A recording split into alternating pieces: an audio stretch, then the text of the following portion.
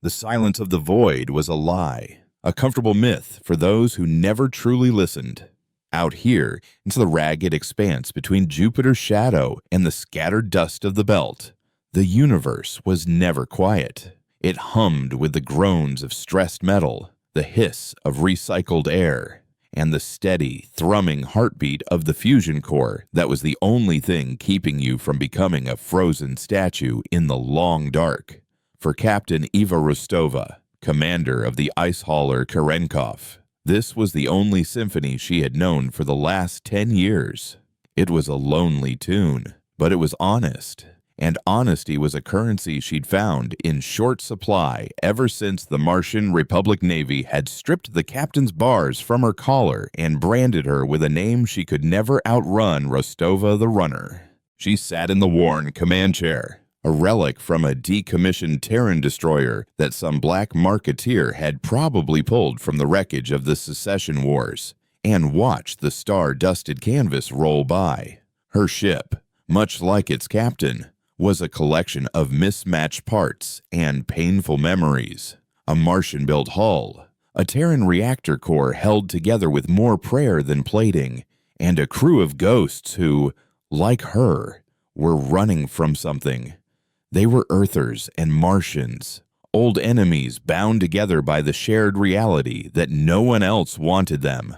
Her first mate, Jax, a grizzled Terran veteran with a prosthetic arm that whirred with every gesture, leaned over the navigation console, approaching the series corridor. "Captain, should be clear traffic all the way to the processing station. Pick up our ice, drop their supplies, and back to Ganymede before the radiation cycle peaks." His voice was a low rumble, the sound of gravel being churned in a drum. He never looked at her when he spoke of routine things, his eyes fixed on the green-lit trajectory lines as if they held all the answers. They both knew the routine was a fragile thing, a pretense of normalcy in a system still nursing the wounds of a war that had ended in name only. The Terran Alliance and the Martian Republic maintained their brittle peace with fleets of warships that stared each other down across the empty miles, their respective governments trading barbs and sanctions like clockwork. Ceres was a microcosm of that tension, a joint access, mining, and refining hub where the two powers were forced to cooperate, their personnel living in segregated sectors and glaring at each other over shared docking clamps and recycled water rations. It was a powder keg waiting for a spark. The spark, when it came, was not born of human hatred. It was silent, beautiful, and utterly alien.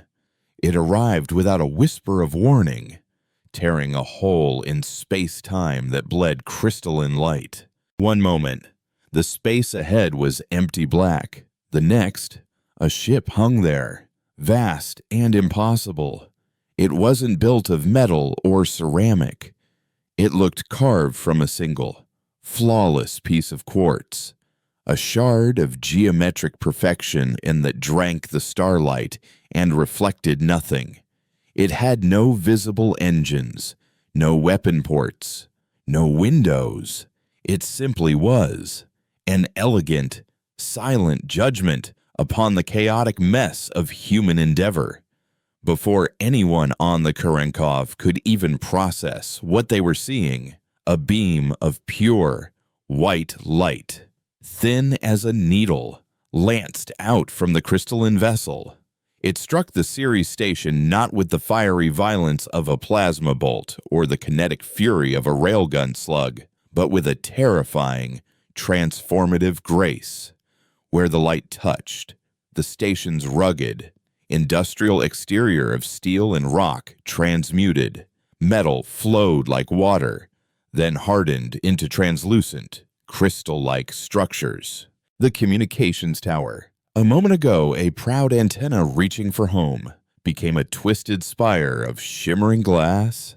The beam swept across the habitat ring, and the panicked screams that had just begun to flood the comms channels were abruptly silenced, replaced by a chilling, harmonic hum. The Cygnian hegemony had arrived, not as conquerors, but as purifiers. They saw the untidy sprawl of organic life as a cosmic stain, a chaotic impurity to be scoured clean and replaced with the cold, sterile perfection of their crystalline order. All channels. Eva breathed, her knuckles white on the arms of her chair. What the hell was that Jax was already working? His fingers flying across the console, his one good hand a blur of motion. Receiving fragmented distress calls from the station, Terran and Martian sectors. Doesn't matter. It's chaos. They're reporting. Conversion. People. Bulkheads. Everything is just changing. On the main view screen, the image zoomed in. He was right. It wasn't an explosion. The station was being rewritten, its form horrifically warped into a grotesque crystalline monument. And the ship, Eva asked, her voice tight, "Any IF, any registry?" Jax shook his head, his face pale beneath the console's green glow. "Nothing. No emissions profile I recognize. No heat. No radiation. Just light. It's broadcasting. Though, a narrow band signal. It's not a language. It's mathematics pure. Complex equations repeating in a loop. In the engine room, Kael, their Martian chief engineer and a man whose hatred for all things Terran was only matched by his genius for keeping their Terran-made reactor from melting down, came over the internal comm. "Captain, whatever that thing is, it's putting out a resonance field that's playing hell with our core containment. We need to get out of here. Now. This rust bucket wasn't built to handle this." He was right. The smart move, the only move, was to run, log the data, send it to whatever authorities would listen, and disappear back into the anonymity of the outer system. It was the same choice she had faced years ago at the siege of Valles Marineris. Her destroyer, the Red Sand, had been holding a flank against a Terran assault. Her orders were to hold at all costs. But the Terran fleet had outmaneuvered them, and the flank was about to collapse into a slaughter. She had ordered the retreat, saving 80% of her crew but sacrificing the strategic position. The Martian High Command hadn't seen it as saving lives. They saw it as cowardice. They broke her, publicly, giving her the name that had followed her ever since. Rostova, the runner. Now, the universe was presenting her with the same test. The comms were a cacophony of dying voices, men and women from both sides of the old war, begging for help that wasn't coming. The Terran Alliance Third Fleet was patrolling the Earth lunosphere, a full day away at best burn. The Martian Republic's home fleet was guarding Phobos. Even further, Oath would be posturing, demanding confirmations, blaming the other, caught in the web of their own bitter history while a silent, unknown enemy erased their people from existence. "Turn us around, Jax," Eva said, her voice barely a whisper. The crew on the small bridge let out a collective, quiet sigh of relief. Kael's voice came back over the comm, tight with approval. "Good call, Captain. Putting distance between us and that thing." But Eva wasn't looking at the escape vector Jax was plotting. She was looking at a small blip on the tactical display, a life sign reading from a cluster of escape pods launching from the far side of the ravaged station. They were slow, primitive, little more than coffins with thrusters. The crystalline ship, having finished its grim work on the station, began to turn, its elegant, lethal form gliding through the void towards the fleeing survivors. It was an exterminator swatting at fleeing insects. "They won't make it," Jax muttered, almost to himself. "They've got no chance." Eva watched the pod icons blink, each one representing a handful of souls, Terran and Martian, huddled together in the dark, watching a god of geometry come to kill them. Her past and present collided in that single voofy. agonizing moment. Run and live with the ghosts, or stay and become one. Belay that last order, Jax, she said, her voice suddenly clear and hard as diamond. The relief on the bridge evaporated, replaced by stunned silence. Kyle, give me everything you've got in the main reactor. I don't care if you have to patch it with duct tape and spit. I want to feel the deck plates shake. Captain Kyle's voice was laced with disbelief. What are you doing? We're not a warship, Eva said, her eyes locked on the alien vessel. So we're not going to fight like one.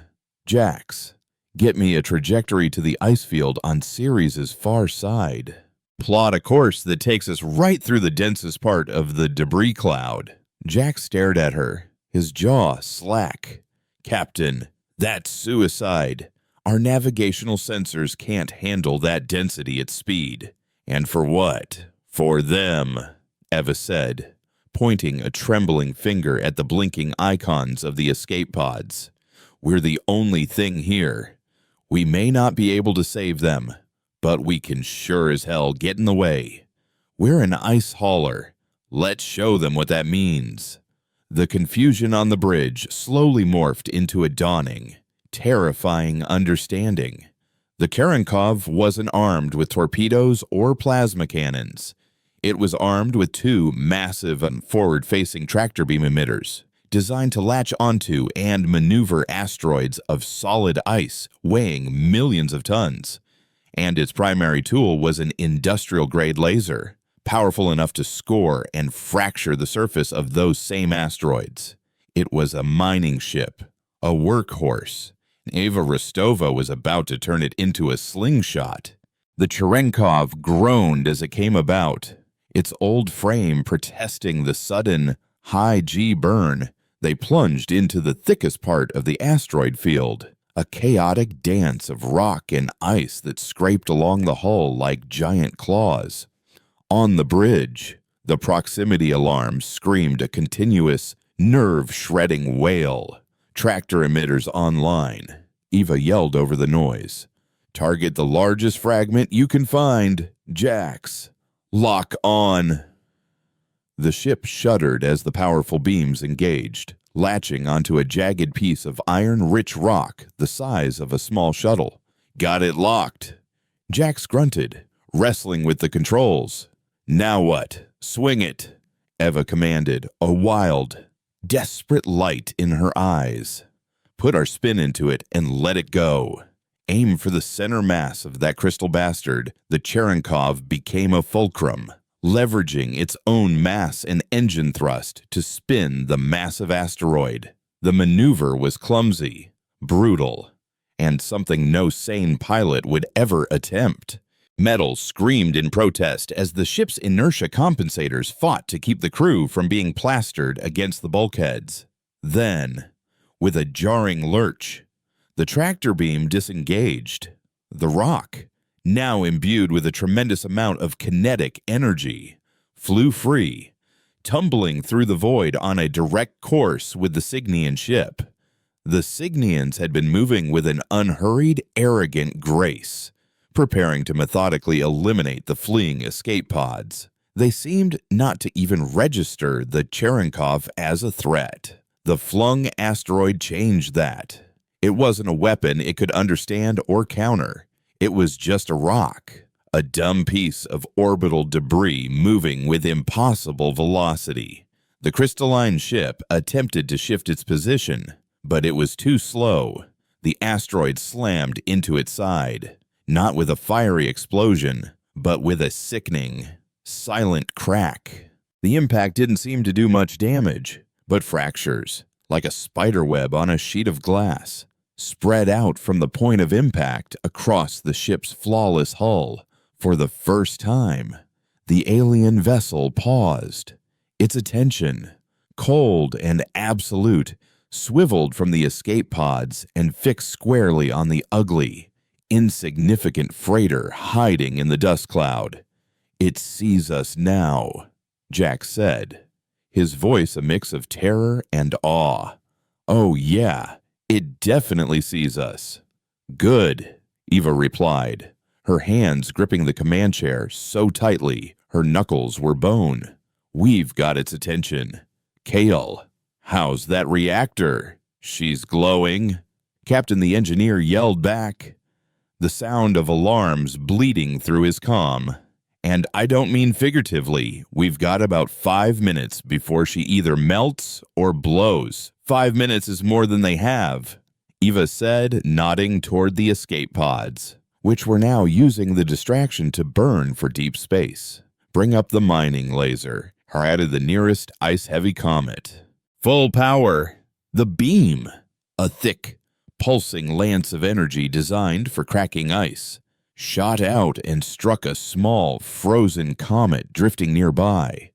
The effect was instantaneous.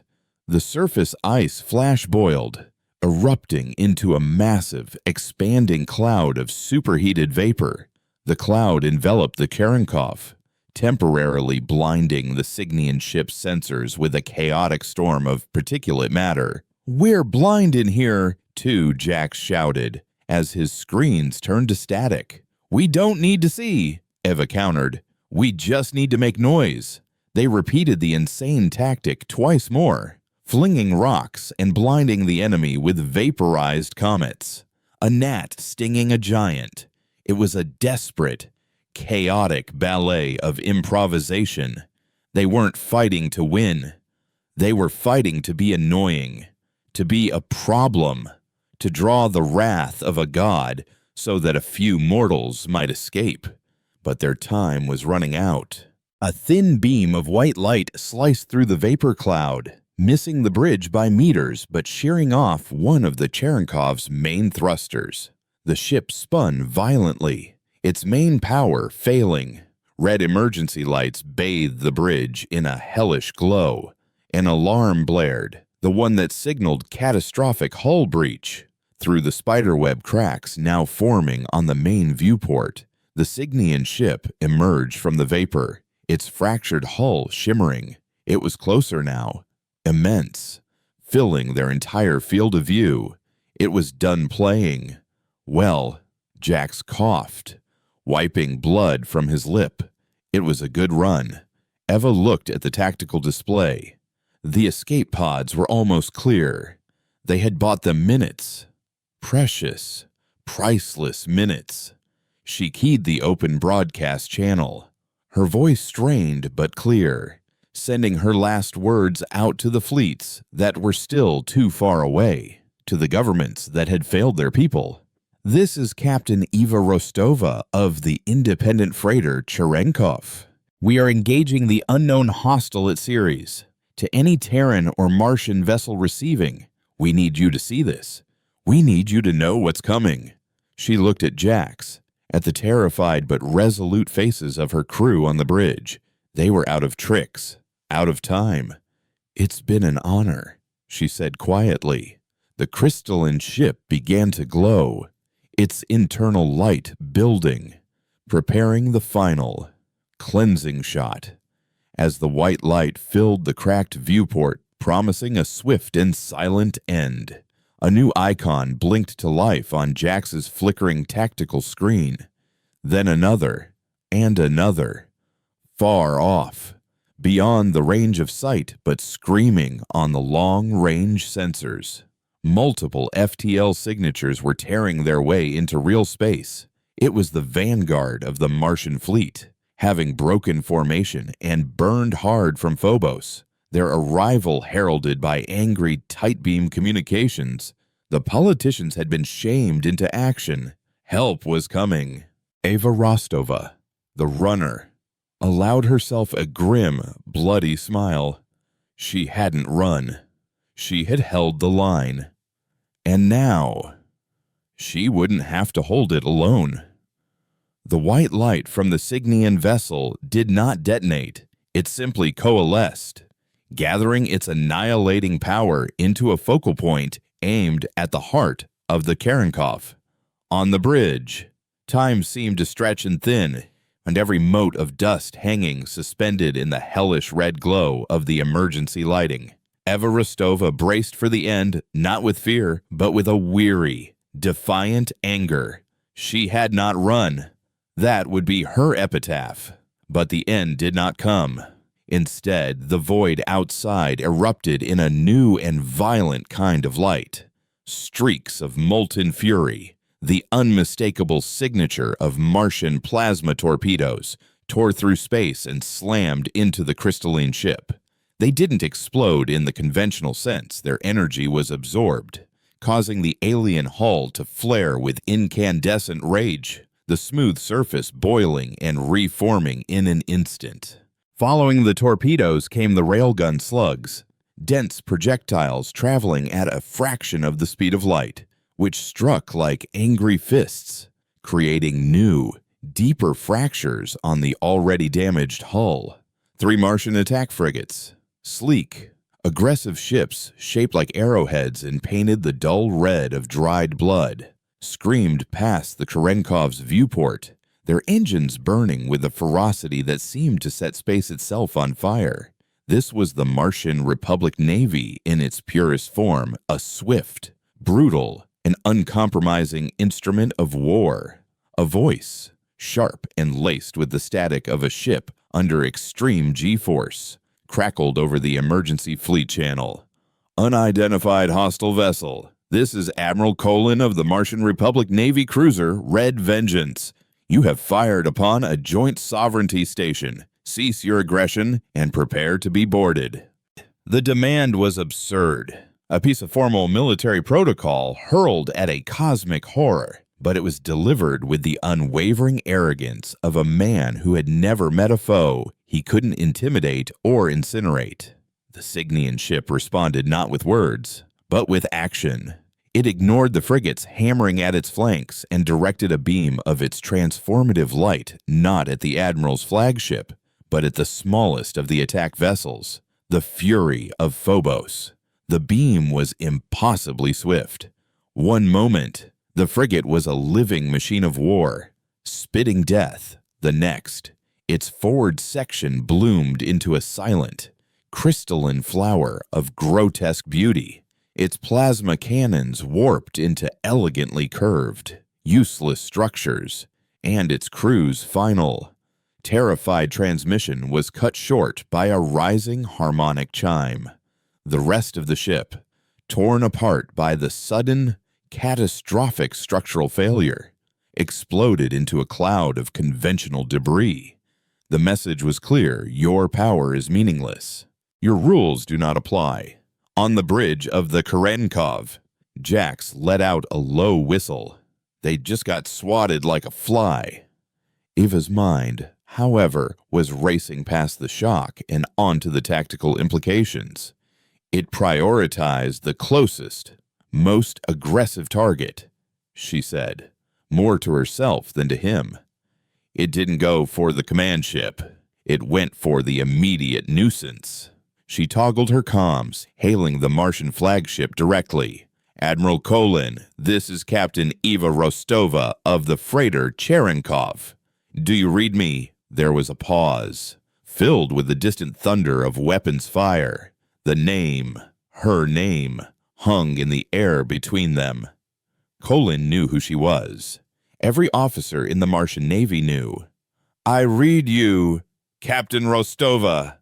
The Admiral's voice came back, the emphasis on her former rank a deliberate, cutting reminder of her disgrace. Your final broadcast was noted. What is your status? Crippled but alive, she shot back, refusing to be drawn into a battle over her past while a war for the future raged outside her window. More importantly, your tactics are wrong. Don't engage it head-on with energy weapons. It absorbs and adapts. Kinetic impacts from unexpected vectors are what staggered it before. Use the debris field. I am not taking tactical advice from the commander of a derelict ice hauler. Colin's voice was ice. My fleet will handle this. His pride was going to get them all killed. The 2 remaining Martian frigates, undeterred by the loss of their sister ship, pressed their attack, weaving and firing with a skill that was breathtaking to behold, But with the Signian was a different order of being. It wasn't a ship to be outmaneuvered. It was a law of physics. It moved with an unnatural fluidity, rotating its vast, crystalline form to present undamaged facets to the onslaught, while its light-based weapons picked apart the Martian attack patterns with cold, analytical precision. The Red Vengeance itself, a heavy cruiser that was the pride of the Martian fleet, opened up with its main spinal cannon, a weapon capable of cracking a moonlet. The blast, a colossal spear of coherent energy, struck the Signian vessel and was simply swallowed. The alien hull glowed brighter for a moment, and then a dozen smaller beams erupted from its surface, not back at the cruiser, but into the surrounding space, as if it were venting excess power. It was then that the Terrans arrived. They didn't scream into the system like the Martians. They emerged from FTL in perfect, stately formation, a wall of gray steel and quiet menace. The Terran Alliance Third Fleet was led by the dreadnought A.S. Leonidas, a ship so large it seemed to bend space around it. Accompanying it were 6 destroyers and a dozen support craft, a force that projected not the fiery rage of Mars, but the slow, crushing, bureaucratic certainty of Earth. Their arrival brought a momentary pause to the battle. The Signian ship ceased its assault on the Martian frigates and turned its attention to the new, larger threat. "This is Admiral Thorn of the Terran Alliance ship Leonidas," a calm, measured female voice announced across all channels. "Admiral Colin, I am assuming command of this engagement under the Joint Defense Mandate. All Martian vessels will fall back to defensive screen position Gamma." The order was technically correct, as the Terran fleet was the senior force present, but it was delivered with the kind of condescending authority that Martians found intolerable. "The hell you are, Thorn!" Colin's voice seethed with fury. "We were engaging the enemy while your fleet was still polishing its boots. We will not fall back. Admiral, your engagement has resulted in the loss of 1 frigate and 0 significant damage to the hostile. You will follow my orders, or I will file a formal complaint of insubordination that will see you commanding a listening post on Pluto." Thorn's voice remained unnervingly calm. While the 2 human commanders argued, the Signian ship made its move. It ignored the massive dreadnought and the bristling destroyers. Instead, it fired a single thin beam of light that sliced through the voidus and struck the crippled, powerless Kerenkov. The beam didn't hit the reactor or the bridge. It hit the forward cargo bay, the section packed with emergency supplies they were meant to deliver to Ceres. The metal of the hull didn't transmute. It simply vanished, carved away with surgical precision, leaving a gaping wound open to the vacuum. The ship shuddered, its ancient frame groaning in its death throes. "Why us?" Jax gasped, clinging to his console as the deck tilted wildly. Eva knew why. "Because we were the first," she whispered. "We were the first to defy it. We're the anomaly it needs to correct." The alien wasn't just a purifier, it was a perfectionist. Their messy, illogical, successful defiance was a loose thread in its grand design, and it had come back to snip it. The attack on the freighter, a non-combatant by any definition, served as a cold shock of water on the heated argument between the admirals. It was an act so alien in its logic, so contemptuous of military priority, that it momentarily silenced them both. "It's gonna finish them off," Thorn stated, a flicker of something other than calm in her voice.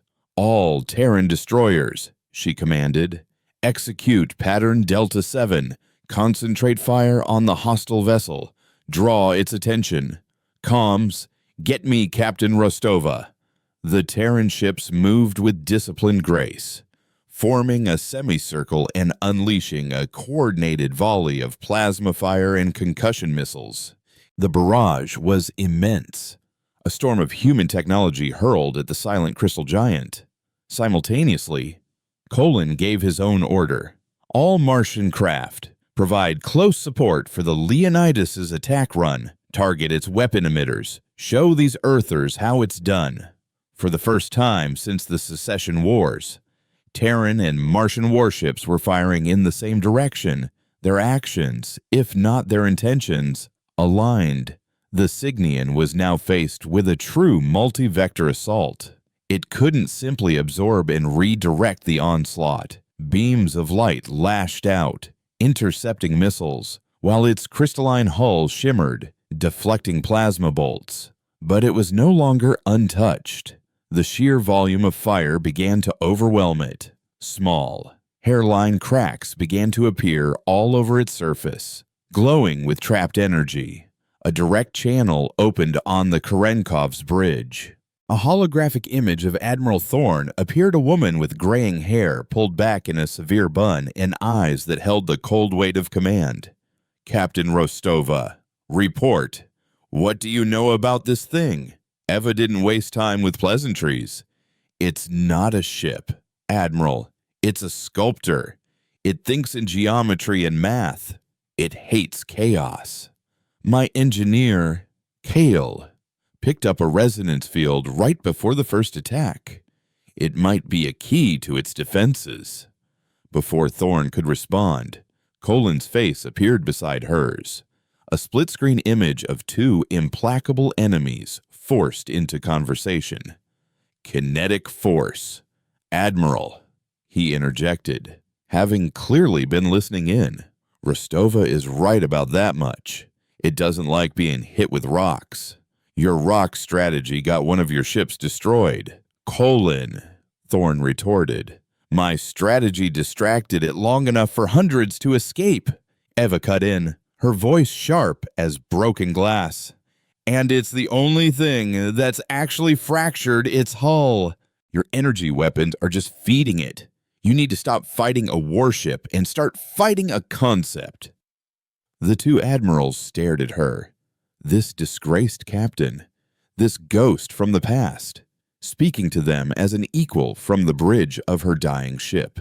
The Cygnian, under the combined fire of the two fleets, was beginning to change.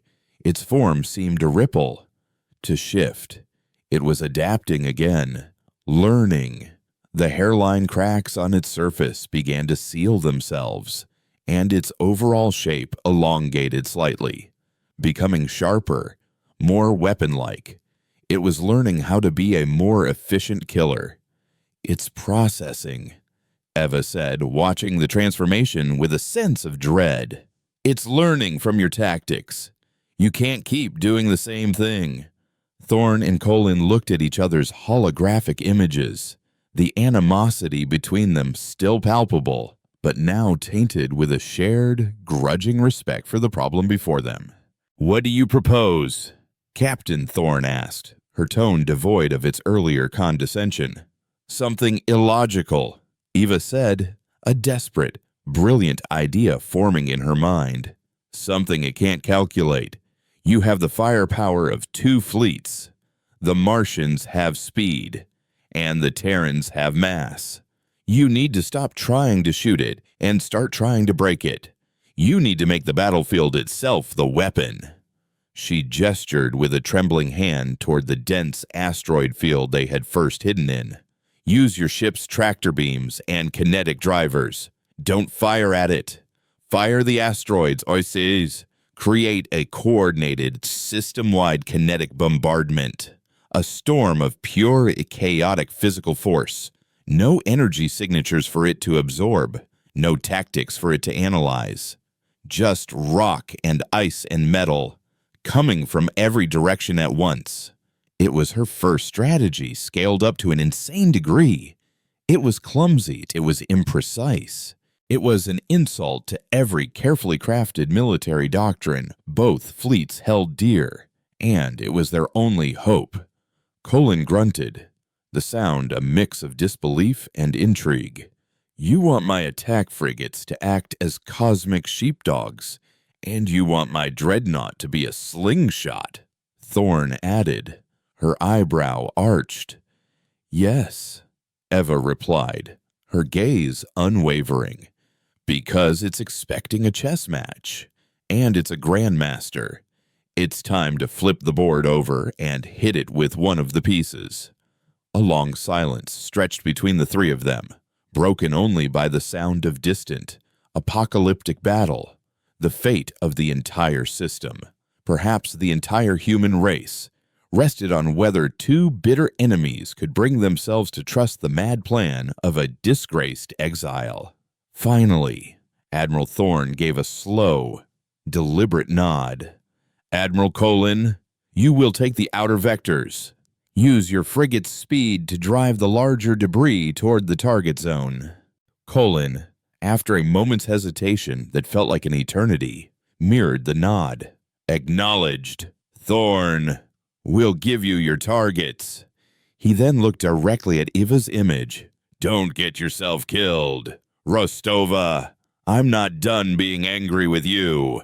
With that, the connection cut. The human fleets, for the first time, began to move as one, not as warriors, but as sculptors of a new, more violent kind of chaos. And the Cygnian ship, a being of pure logic and order, paused its assault, its crystalline form tilting slightly, as if in genuine confusion at the sudden, baffling change in the symphony of its own beautiful war. The great, silent gears of two opposing military doctrines began to grind, meshing with the screech of metal and the groans of long-held animosity. On the main tactical display, a feed shared between the Terran, Martian, and now, improbably, the Cherenkov's crippled bridge. The icons of the warships shifted. They ceased their direct, futile assaults and began to spread out, turning away from their crystalline enemy and towards the vast, untamed wilderness of the asteroid belt. The Martians, in their swift frigates, became celestial herders, their powerful tractor beams latching onto asteroids the size of small moons and firing their engines in precise, calculated bursts to alter the rock's trajectories. They were cowboys in the void, driving a stampede of stone. The Terrans, with their larger, more powerful destroyers and the colossal Leonidas, acted as the final shepherds, their heavier beams and gravitic drivers catching the asteroids sent their way, refining their paths, and adding the final critical push that would send them hurtling toward the Cygnian vessel. It was a ballet of impossible scale, a cosmic game of billiards where the cue balls were warships and the 8-ball was an entity of incomprehensible powers. Aboard the Cherenkov, Iva, Jax, and the handful of surviving crew watched in stunned silence. Their bridge was a wreck, held together by emergency pressure seals and the sheer stubbornness of its occupants. Kyle, his voice raspy with exhaustion and leaking fumes, managed to get a single auxiliary power conduit online, giving them just enough energy to maintain their tactical feed and life support. They were no longer participants in the battle. They were the eye of the storm, a dead ship at the center of a maelstrom of their own creation. By the rings of Saturn, Jax breathed, watching as a dozen different asteroids, their trajectories marked in a terrifying web of intersecting red lines, all converged on the single static icon of the Cygnian. I don't think anyone's ever tried something like this.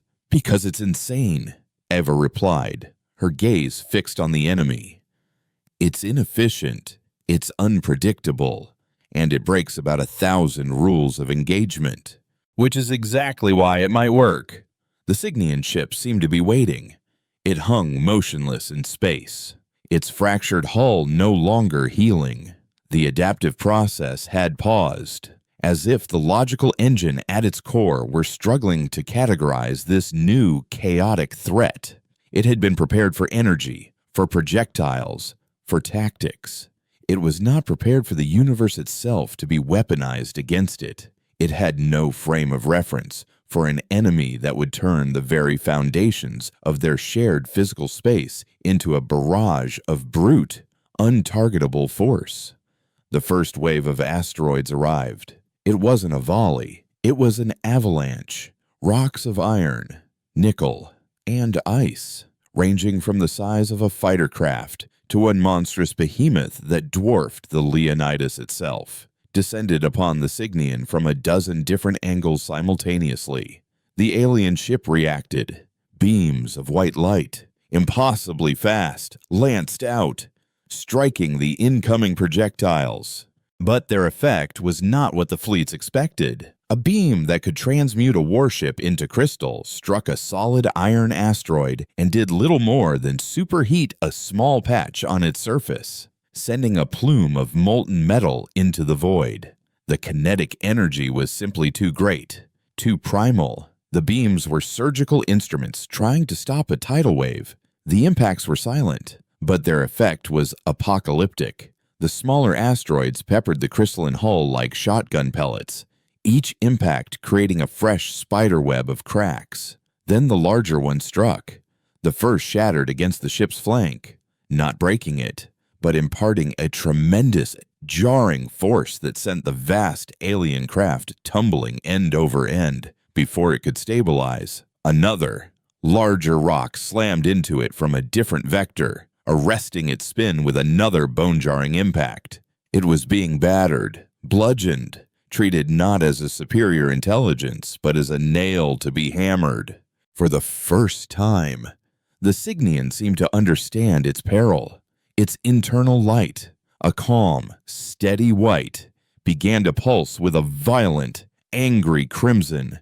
It abandoned all pretense of defense and unleashed its full power, a wave of pure energy, a perfect sphere of transformative light, expanded from its core.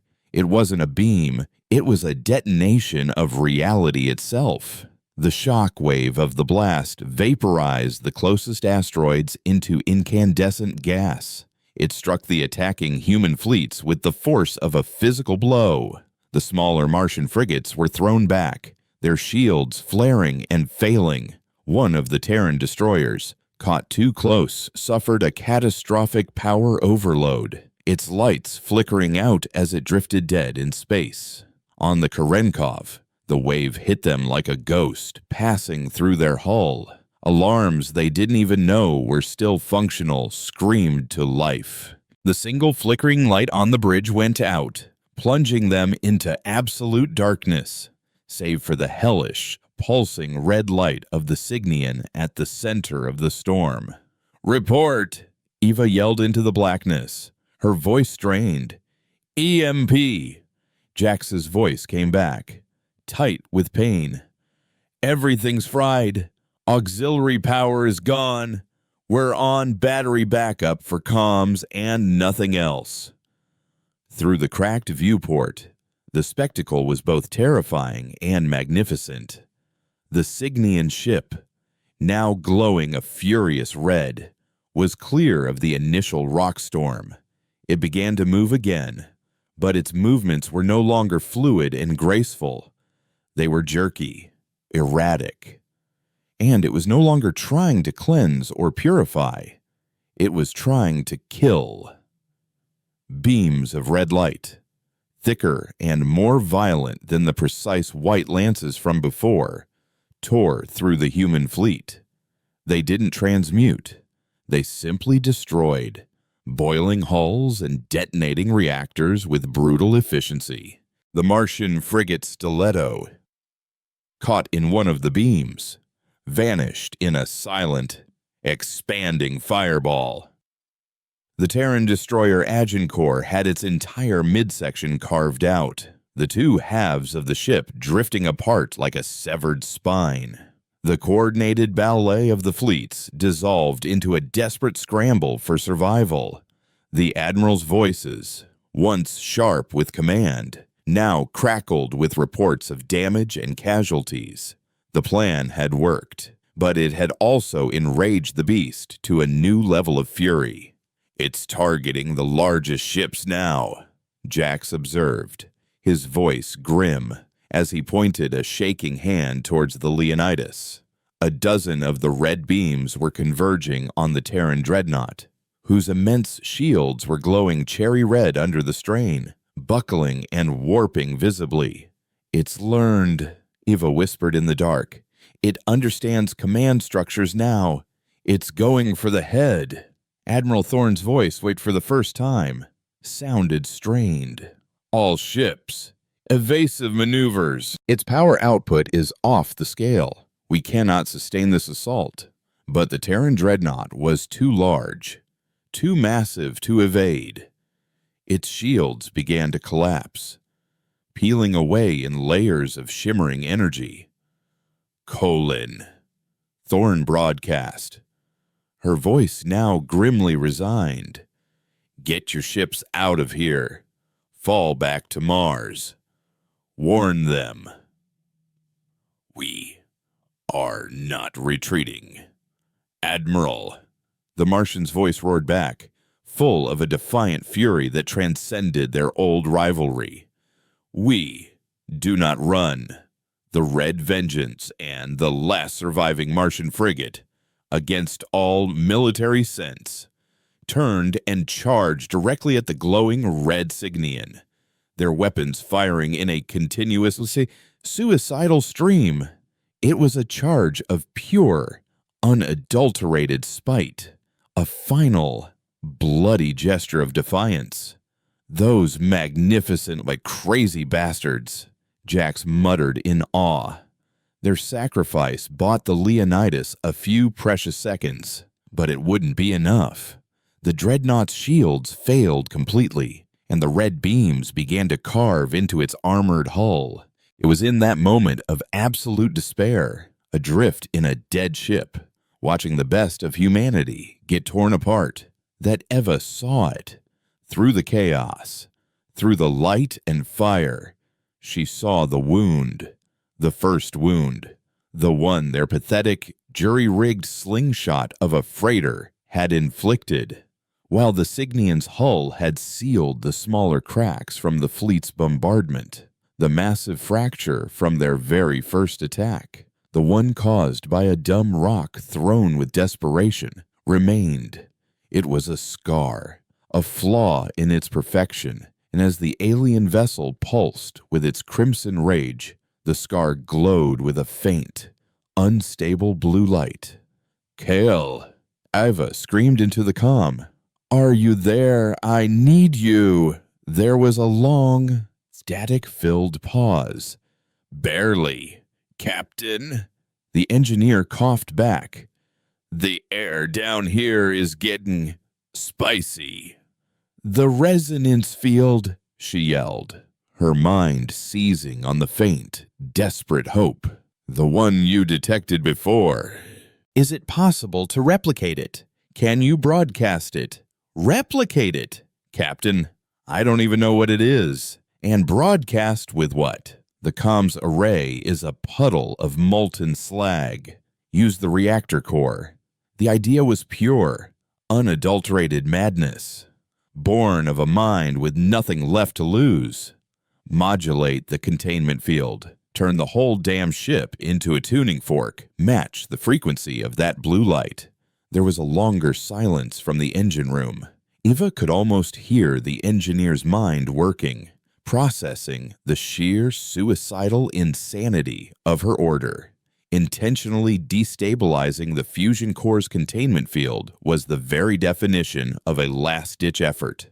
"It would blow us to atoms," Kael finally said, his voice flat. "Yes," Eva said, her own voice calm. "But if I'm right, it'll be a very loud, very annoying noise before it does. It might be the only thing it's not expecting." She looked at Jax, whose face in the red glow was a mask of exhausted disbelief. He simply nodded. There was nothing left to say. "All right, Captain," Kyle's voice came back, And for the first time, she could hear something akin to a smile in it. Let's piss it off one last time. Rerouting emergency power from life support to the magnetic regulators. It's been an interesting command. Eva. He had never used her first name before. See you on the other side. Kyle, she whispered. The deck plates of the Cherenkov began to hum, a low, deep thrum that vibrated up through the soles of their boots and into their bones. The hum grew in pitch and intensity, a rising, keening shriek that seemed to tear at the fabric of the ship.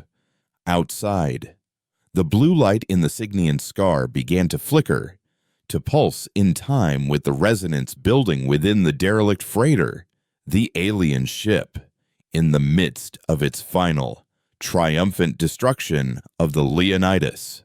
Paused. Its red light faltered. One of its beams winked out. The chaotic, brute force attack from the fleets had been something it could eventually understand and counter.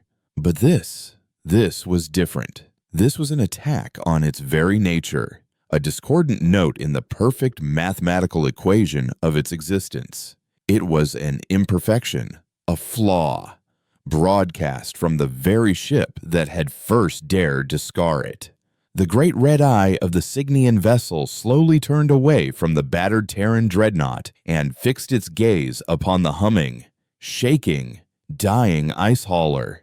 Its rage, which had been a hot, expansive fury, now contracted, focusing into a cold needlepoint of absolute hatred, aimed directly at them. I think we really got its attention this time, Jack said, a grim smile playing on his lips.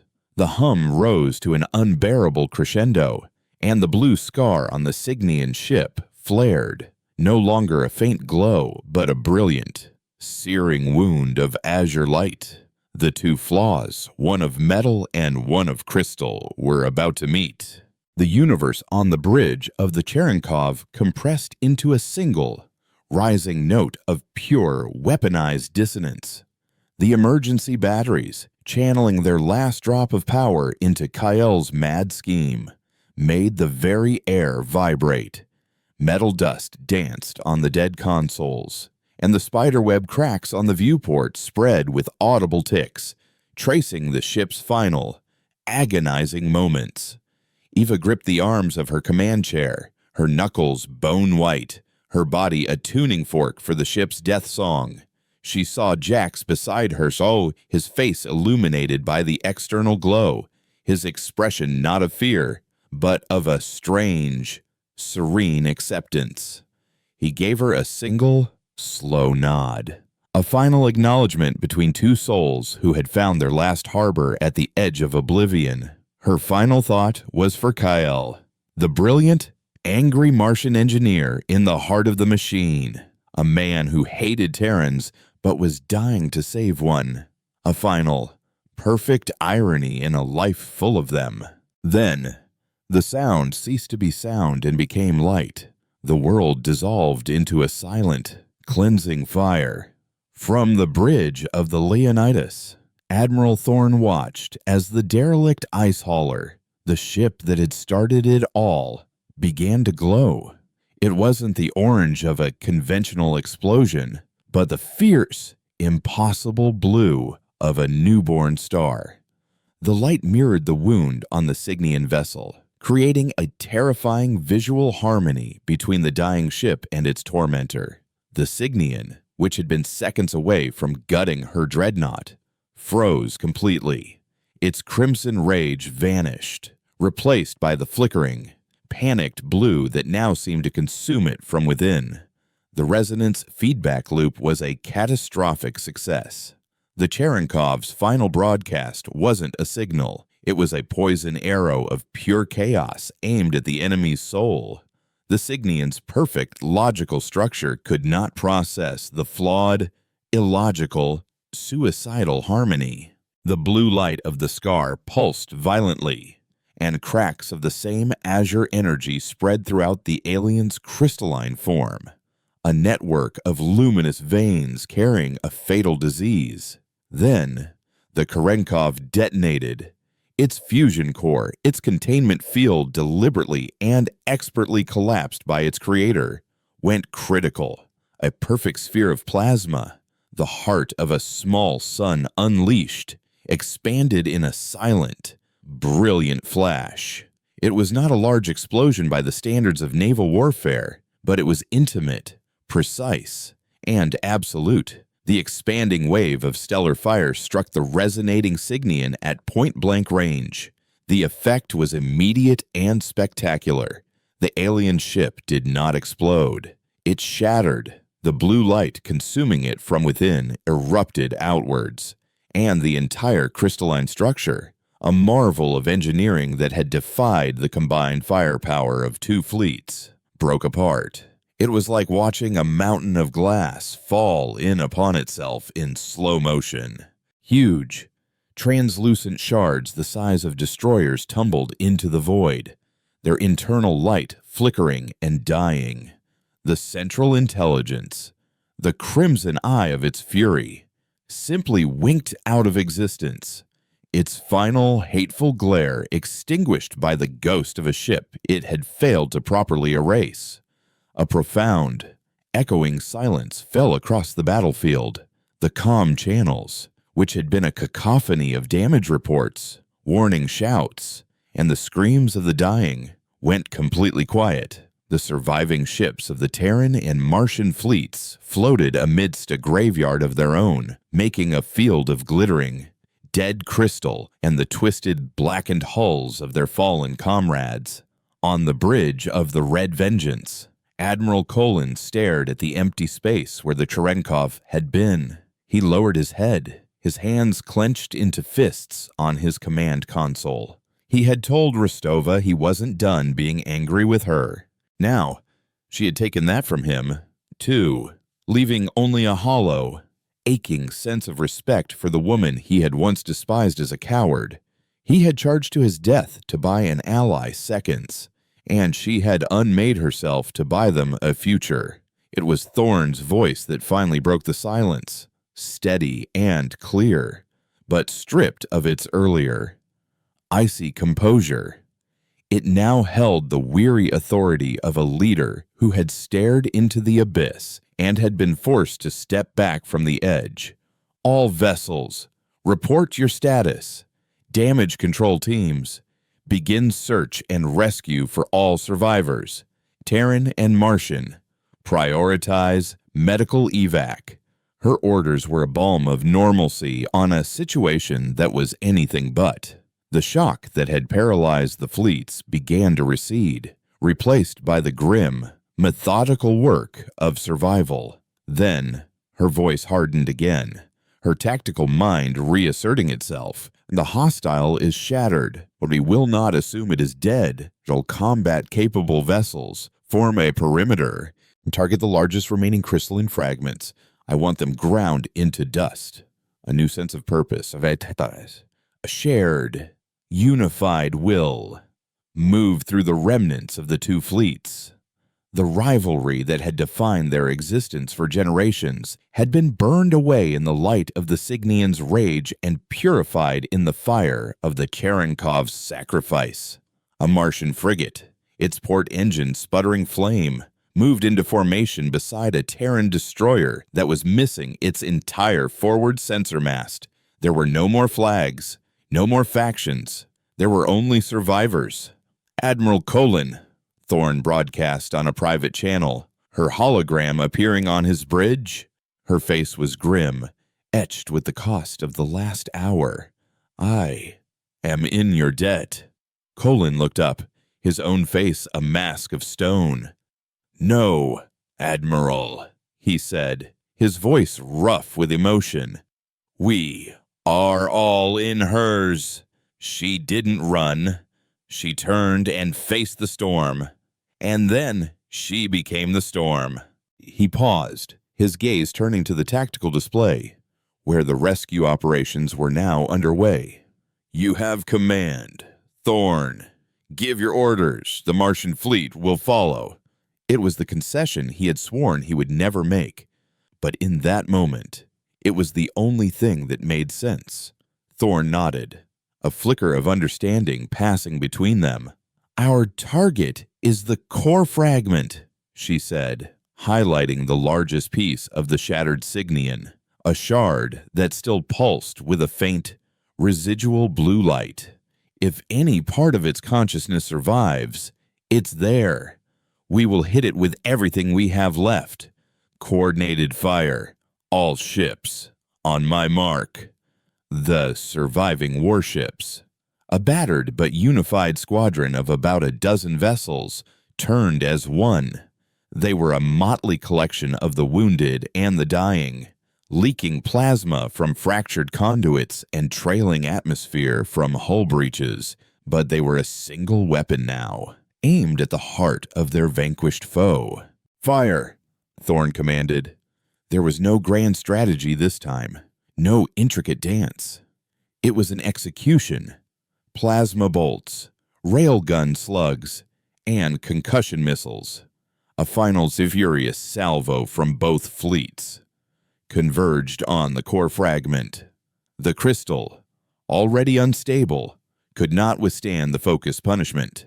It flared with a final, brilliant pulse of blue light and then disintegrated, not into shards, but into a fine, glittering dust that caught the light of the distant sun like a cloud of diamonds. It was over. The purifier had been rendered into the very chaos it despised. As the last echoes of weapons fire faded, a new set of signals began to filter in, weak but insistent. "Admiral," a communications officer on the Leonidas reported, "I'm picking up the locator beacons from the Ceres escape pods. They're clear of the debris field. They saw everything. The reason for the entire battle, the handful of lives Eva Rostova had refused to abandon, had survived. They were the witnesses." Thorn closed her eyes for a moment, letting the full weight of their victory and its cost settle upon her. They had won. Humanity had faced a force beyond its comprehension and had won, not through superior technology or grand strategy, but through defiance, improvisation, and sacrifice. They had won because a disgraced captain in a broken-down freighter had decided to hold the line. "Launch the rescue shuttles," Thorn ordered, her voice soft but firm. "Bring our people home. And Colin," she added, reopening the channel to the Martian admiral. "When this is done, you and I are going to draft a new charter. The joint defense mandate is no longer sufficient. It's time for something more." Colin looked at the image of the Terran admiral, and for the first time, he did not see an enemy. He saw a survivor. "I agree," he said. "It's time." The first rescue shuttle, bearing the insignia of the Terran Alliance, launched from the Leonidas. Its destination was a cluster of blinking lights in the dark. As it passed through the glittering dust of their vanquished enemy, its pilot opened a channel to the terrified, grateful survivors huddled inside the pods, a mix of Terran civilians and Martian miners who had been enemies just hours before. His message was simple, a testament to the new reality that had been forged in the fires of Ceres. "This is Alliance Rescue 1, the pilot said. "We're here to take you home, all of you." The journey home was a long, silent funeral procession.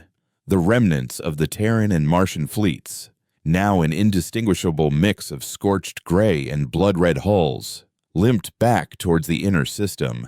They moved slowly, not just to accommodate their battered engines, but as if the very void were heavy with the ghosts they carried. The Leonidas, its mighty frame scarred with deep, molten wounds that would forever mar its stately grandeur, led the way. On its bridge, Admiral Ilara Thorn stood watch, a solitary figure amidst the quiet, efficient hum of damage control and course corrections. She had not slept. She felt as though she might never sleep again. Sleep was for those who were not haunted by the memory of ships winking out of existence, of comm channels falling silent, of the final, blinding flash of a freighter that had saved them all. The victory at Ceres was not a triumph to be celebrated. It was a wound to be cleansed, a lesson paid for in blood and sacrifice that humanity could not afford to forget. News of the battle had preceded them, transmitted in fragmented, chaotic bursts. Earth and Mars had received the final, desperate broadcasts, the casualty reports, and Thorne's final, terse message, hostile neutralized, returning with survivors. The reaction was predictable. On Earth, the Alliance Senate convened in an emergency session, their debates filled with rhetoric about Terran resilience and leadership. On Mars, the Republic High Command hailed the bravery of their fleet, framing the suicidal charge of the Red Vengeance as the decisive heroic act. Both governments, in their own ways, immediately began the process of absorbing the event into their own nationalistic narratives, polishing the story to fit their political needs. They were preparing parades for heroes and speeches for the fallen, eager to claim the victory for themselves. They were utterly unprepared for the reality that was coming home. The first blow to their carefully constructed narratives came from the Ceres escape pods.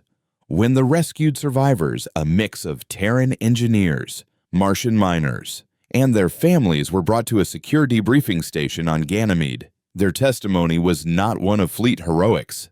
They spoke of a silent, crystalline God that remade their world into glass. They spoke of abject terror and abandoned hope. And then, with a reverence that silenced the military intelligence officers, they spoke of a single, ugly ice hauler. They spoke of the Cherenkov.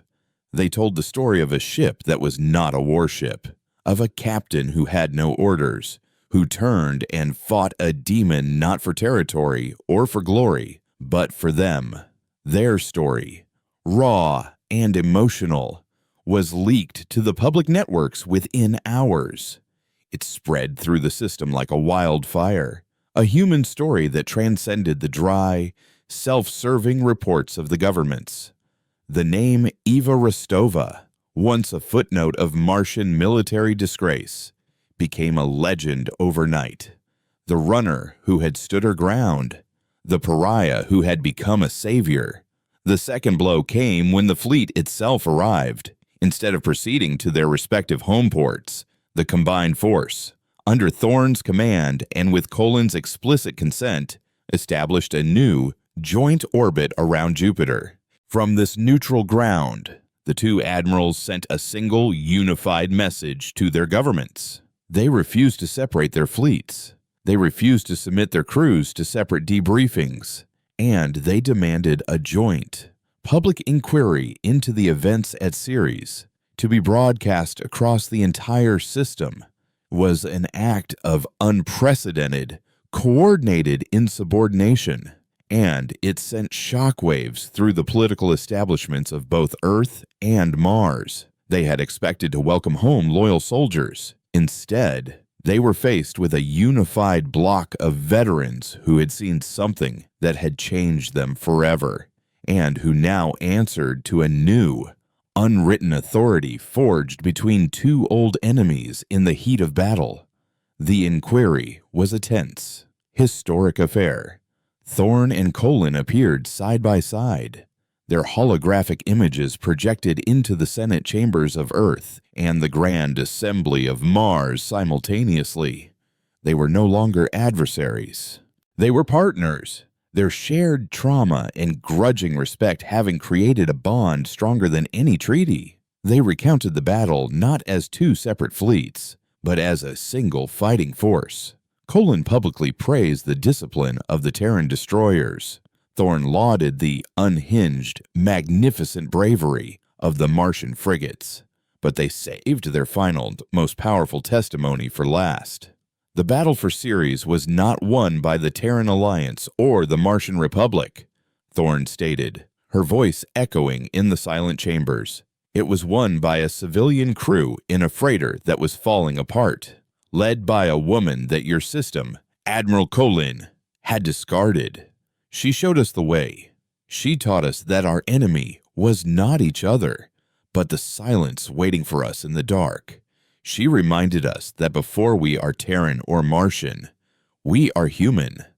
Colin then spoke, his voice gravelly but clear, his words directed at his own people. We called her Rostova the Runner. We were wrong. She held the line when no one else would, and she paid the ultimate price for our collective failure, for our petty squabbles. Her sacrifice was not for Mars. It was not for Earth. It was for all of us, and we will either honor that sacrifice by changing, or we will deserve the next monster that comes for us from the void. Their unified message was politically devastating. The public, already captivated by the story of the Karenkov, rallied behind their new, unexpected heroes. The governments, faced with the choice of either court-martialing the two most respected military commanders in the system or yielding to their demands, found themselves with no real choice at all. 1 year later, a new shipyard hung in the stable orbit of Ceres, the station itself now being slowly and carefully rebuilt. The shipyard was a joint Terran-Martian venture, its workers moving with a shared purpose that would have been unthinkable just a year prior. Its first creation, a new class of vessel, sat in the final stages of completion. It was not gray, nor was it red. Its hull was a deep, star-dusted charcoal, marked with a single, elegant insignia that blended the blue circle of Earth with the red spear of Mars. It was an explorer, a defender, a ship of the line for a fleet that had not existed a year ago, the sole defense force. Admirals Ilara Thorne and Kenji Colin, now joint commanders of the new fleet, stood on the observation deck, watching as the final hull plates were sealed. They were older, the lines on their faces deeper, but the animosity between them was gone, replaced by the comfortable, easy silence of comrades. "The name," Colin said, breaking the silence. "Are you certain?" Thorne looked at the ship, her expression soft. "There was no other choice. It's the only name that makes sense." She keyed her comm. "Commander, you may proceed." Down on the dock, a young ensign, a survivor from one of the Ceres escape pods, raised a ceremonial bottle. Her voice, broadcast across the shipyard, was clear and full of emotion. "In the memory of those who held the line, who taught us that even the deepest darkness cannot extinguish a defiant light, I christen thee the Rostova." As the bottle broke against the hull, the ship's lights came on, a brilliant, steady blue. It was not the blue of a dying star, but the clear, hopeful blue of a new dawn. Eva Rostova, the runner, had finally come home, not as a ghost of the past, but as a promise for a unified future. Her name etched not on a tombstone, but on the bow of a ship that would carry her unyielding spirit out into the great, silent symphony of the stars.